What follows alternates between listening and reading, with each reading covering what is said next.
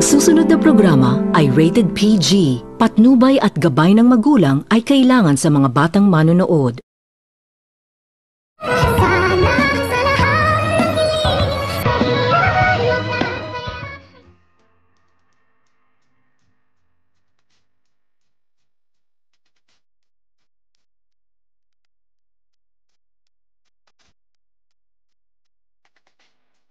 Pagkatapos nitong makita ni Lynette ang mga pangyayari na gusto ng kanyang asawa na sundin nito ni Annalyn ang mga inuutos nito sa kanya, kung kaya't inayawan naman din nito ni Annalyn at agad naman din itong nakikipagsagutan itong si Annalyn kay Dr. Carlos sa kadahilanan na pagkatapos nitong mag-usap ni Annalyn at ni Dr. Carlos nang makaalis na itong si Annalyn, ay agad naman din itong sinundan ni Lynette ang kanyang anak, at dito nang maabutan nito ni Lynette ay agad naman din itong kinausap ni Lynette ang kanyang anak, at dito agad naman din itong isinumbong ni Annalyn ang lahat-lahat, kung kaya't gulat naman din itong si Lynette sa kanyang naririnig galing sa bibig ng kanyang anak, at hindi ito makapaniwala na ganon pala umano ang pagtratar ni Dr. Carlos sa kanya, dahil ang buong akala umano nito ni Lynette ay tanggap umano ito ng buo ni Dr. Carlos at itinuring na rin umano itong anak ni Dr. Carlos, ngunit nagkakamali pala umano siya dahil ginagawa pala umanong tuta ni Dr. Carlos ang kanyang anak, kung kaya't agad naman din itong sinabihan ni Annalyn ang kanyang ina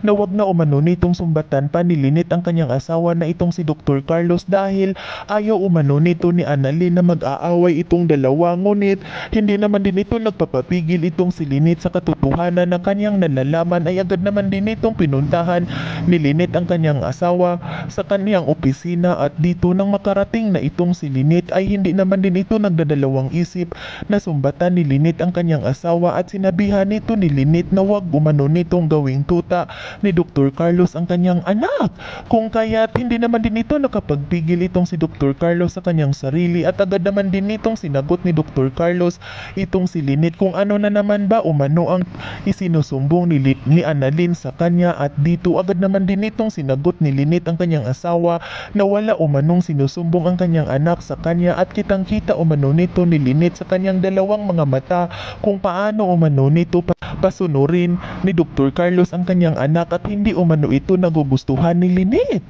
Samantala, gulat naman din itong si Diyosa nang kanyang marinig at makita ang mga sinasabi ng kanyang kumari sa kanyang asawa na itong si Dr. Carlos, at ngayon lang din nito nalaman ni Diyosa na pinapahirapan pala umano ang kanyang inanak Street Hospital sa asawa ng kanyang ina.